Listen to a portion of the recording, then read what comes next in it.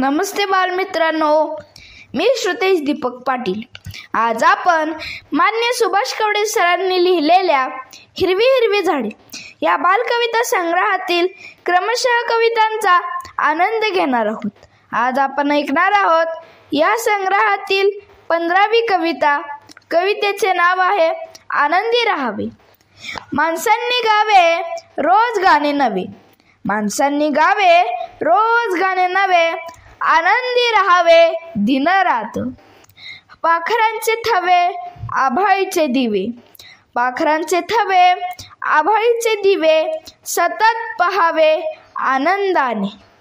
माऊलीची माया वडिलांची छाया, माऊलीची माया वडिलांची छाया, झाडांची ही काया जपूया रे।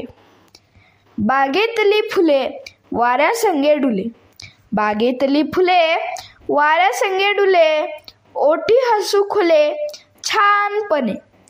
आपली संस्कृती जपून आती गोती, आपली संस्कृती जपून आती गोती, सणांची महती हेची असे।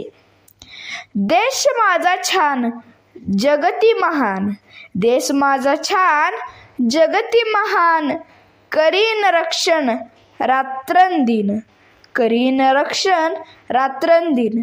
धन्यवाद।